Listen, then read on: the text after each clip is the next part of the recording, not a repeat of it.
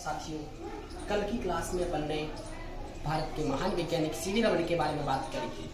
आज अपन उसी श्रृंखला को आगे बढ़ाते हुए भारत के महान वैज्ञानिक मिसाइल मैन ऑफ इंडिया जिसे एपीजे अब्दुल कलाम के बारे में अध्ययन करेंगे। और गौरवान्वित है, वैज्ञानिक है, सम्मानित वैज्ञानिक है ये, और कहता हूँ कि ये भी एग्जाम में आने के लायक है।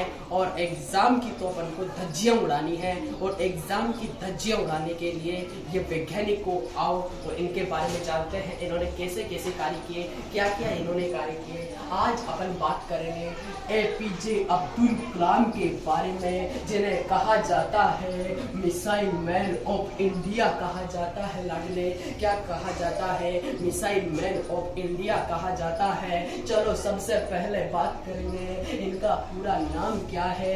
एपीजे का पूरा नाम क्या है? एपीजे का पूरा नाम है लाडले अबुल पाकिर जैनुलब्दीन अब्दुल कलाम, इनका पूरा नाम है। एपीजे का पूरा नाम अबुल पाकिर, क्या? अबुल पाकिर जैनुलब्दीन, इनका पूरा नाम है एपीजे का। अब बात करते हैं लाडले इनका जन्म कहाँ हुआ। इनका जन्म 15 अक्टूबर 1931 को। कब लाडले? 15 अक्टूबर 1931 को तमिलनाडु के, कहाँ के?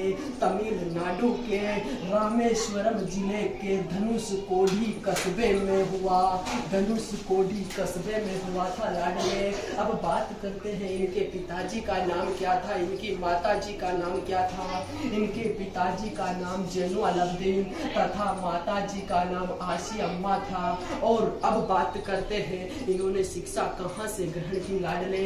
इन्होंने शिक्षा ग्रहण की थी इन्हीं धनुषकोडी के पड़ोसी कस्बे, पड़ोसी गांव रामनाथपुरम के खाल्टज हाई स्कूल में इन्होंने शिक्षा प्राप्त करी थी। और ये इस स्कूल में विज्ञान के छात्र थे। किसके छात्र थे लाडले? विज्ञान के छात्र थे। अब बात करते हैं जो ये विज्ञान में पढ़ाई कर रहे थे, इनका मार्गदर्शन इनके गुरुजी के रूप में भूमिका किसने निभाई, जिसे अपन कह सकते हैं प्रेरणा स्रोत। तो एपीजे अब्दुल कलाम जी के प्रेरणा स्रोत कौन थे? एपीजे अब्दुल कलाम जी के प्रेरणा स्रोत थे अय्याहुरे सोलोमन। कौन थे लाडले? एक बार और देख ले, अय्याहुरे सोलोमन इनके प्रेरणा स्रोत थे। अय्याहुरे सोलोमन ने एपीजे अब्दुल कलाम जी को गुरु मंत्र दिया था। गुरु मंत्र में 3 बातें बताई थी लाडले। कितनी बातें बताई थी? 3 बातें बताई थी लाडले। कौन कौन सी थी? इच्छा शक्ति, पहले बोलो तो, इच्छा शक्ति, आस्था और उम्मीद। कौन सी? इच्छा शक्ति, आस्था और उम्मीद, ये 3 गुरु मंत्र में बातें बताई गई थी। अब बात करते हैं सीवी रमन जी ने 1954 में मद्रास आईआईटी में दाखिला लिया। कहाँ दाखिला लिया? मद्रास आईआईटी में एरोनॉटिकल इंजीनियरिंग में दाखिला लिया। कहाँ लिया? मद्रास आईआईटी में। कब लिया? 1954 को। किसमें दाखिला लिया? मद्रास आईआईटी में दाखिला लिया। और 1958 में, कब? 1958 में डीआरडीओ द्वारा संचालित हावरक्राफ्ट परियोजना का इन्हें वरिष्ठ वैज्ञानिक भी बनाया गया लाडले। क्या बनाया गया? वरिष्ठ वैज्ञानिक भी बनाया गया। कौन सी योजना का बनाया गया? हावरक्राफ्ट परियोजना का बनाया गया। कब बनाया गया? 1958 को बनाया गया लाडले। अब बात करते हैं जब ये इतने अच्छे कार्य कर रहे थे तो इनकी मेहनत को, इनकी लगन को देखते हुए 1962 में, कब? 1962 में एमजी मेनन जी भाई साहब, कौन से भाई साहब? एमजी मेनन जी भाई साहब, इनको इसरो ले गए। कहाँ ले गए? इसरो ले गए। इसरो एक अंतरिक्ष संगठन है, इंडियन स्पेस रिसर्च ऑर्गेनाइजेशन है।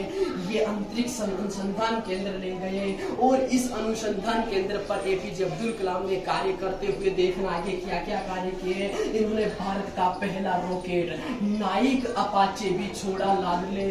क्या? एपीजे अब्दुल कलाम ने भारत का पहला रॉकेट नाइक अपाचे, नाम क्या था एक बार वो देख ले, नाइक अपाचे था लाडले। क्या नाम था? नाइक अपाचे था। नाइक अपाचे इन्होंने रॉकेट छोड़ा। इसके साथ ये बात करते हैं इन्होंने इतना अच्छा कार्य किया, इनको एसएलवी परियोजना का प्रबंधक बना दिया गया। एसएलवी परियोजना का क्या बना दिया गया? प्रबंधक बना दिया गया। और इनके ही नेतृत्व में एसएलवी 3 ने उड़ान भरी रोहिणी उपग्रह को प्रक्षेपित किया गया लाडले। और 1983 में एक कार्यक्रम आया था। 1983 में एक कार्यक्रम था मिसाइल कार्यक्रम। इस मिसाइल कार्यक्रम के अंतर्गत ही इन्होंने पृथ्वी, अग्नि, त्रिशूल, नाग, आकाश जैसी मिसाइलों को प्रक्षेपित किया। ये मिसाइलें देने के कारण ही इनको मिसाइल मैन ऑफ इंडिया कहा जाता है लाडले। क्या कहा जाता है? मिसाइल मैन ऑफ इंडिया कहा जाता है। क्यों कहा जाता है? क्योंकि इन्होंने इतनी सारी मिसाइलें दी थी, इसी कारण इनको मिसाइल मैन ऑफ इंडिया कहा जाता है। सबसे बड़ी, सबसे गजब की बात है, हमारे देश में परमाणु परीक्षण करने वाले पहले वैज्ञानिक थे जिनके नेतृत्व में परमाणु परीक्षण हुआ, वो डॉक्टर एपीजे अब्दुल कलाम थे। तो डॉक्टर एपीजे अब्दुल कलाम के नेतृत्व में देश का पहला परमाणु परीक्षण कहाँ हुआ? राजस्थान के जैसलमेर जिले के पोखरण तहसील में। राजस्थान के जैसलमेर जिले की पोखरण तहसील में पहला परमाणु परीक्षण हुआ। और इनको इतने अच्छे कार्यों की वजह से 2002 से 2007 तक ये भारत के राष्ट्रपति भी बने। भारत के राष्ट्रपति बनने के साथ ही इनको भारत के विभिन्न उच्च सम्मान, भारत रत्न, पद्म श्री, पद्म विभूषण, पद्म अवार्ड भी इनको मिला।